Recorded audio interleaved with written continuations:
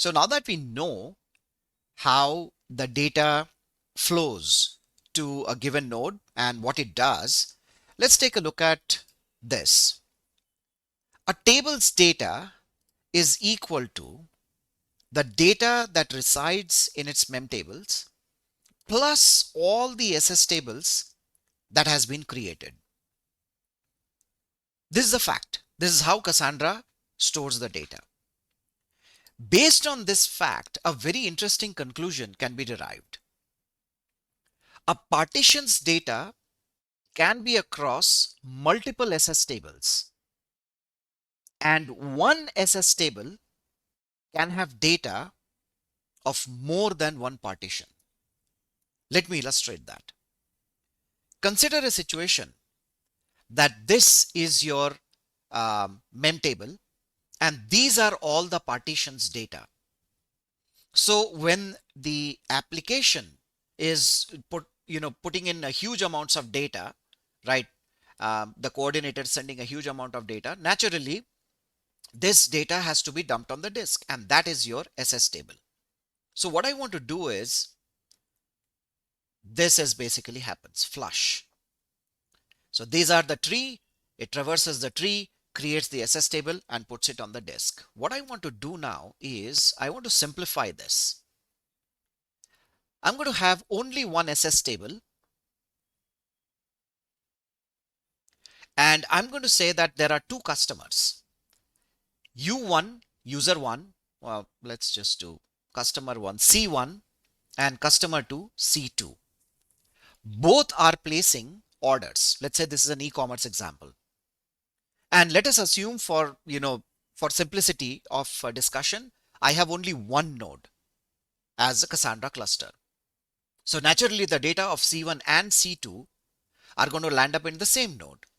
And this is I'm sorry, this is not SS table, this is memtable. Right, in this memtable, and this is orders memtable. So what will end up happening is the order information of customer and customer 2 both will come in here.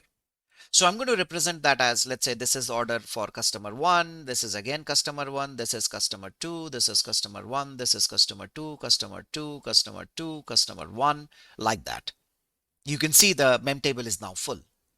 So it goes out there and dumps the data on the disk. So the first generation SS table is created. This is SS table generation 1.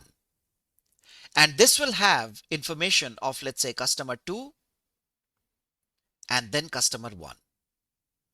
Why not customer 1 followed by customer 2? Sorted string table. What is sorted? This SS table is sorted based on the token value of the partition key.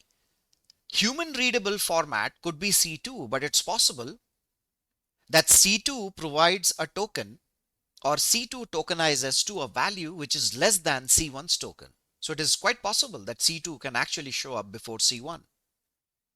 Now, the moment this SS table generation 1 has been created by flush, this memtable is now cleared off again.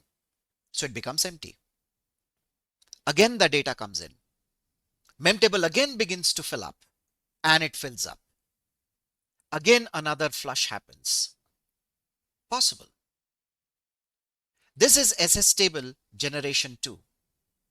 Here again, you have C2 data and you have C1 data.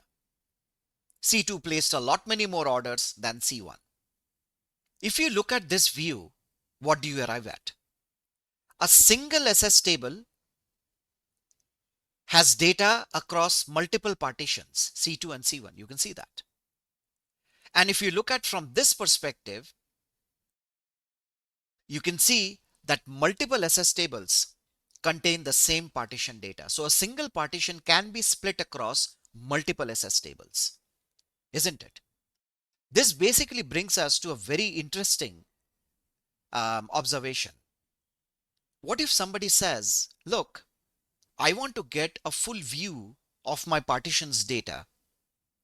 Can you consider only one SS table and take an extract of that, dump of that, and say that this is the entire view of my data? Absolutely not.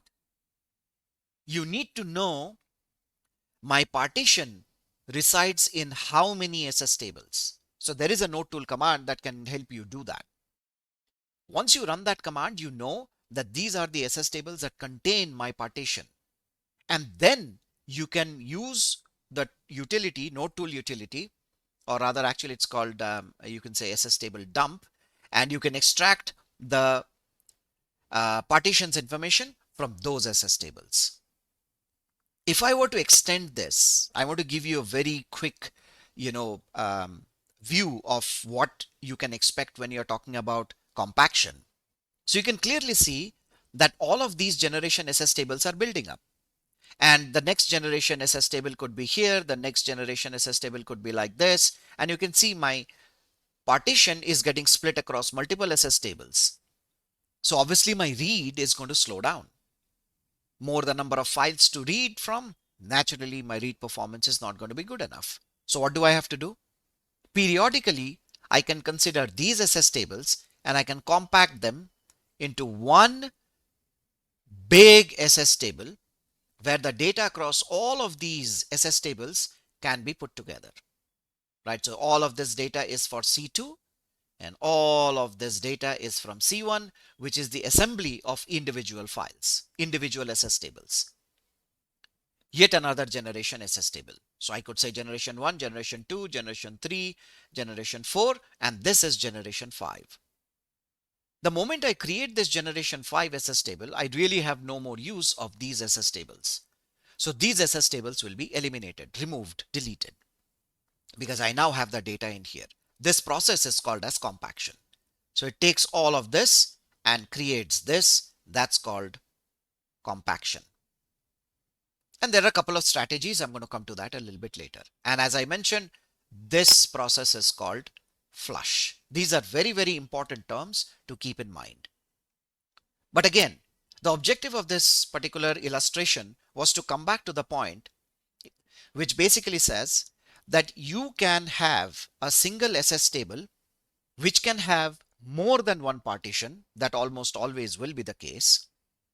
And a single partition can be split across multiple SS tables.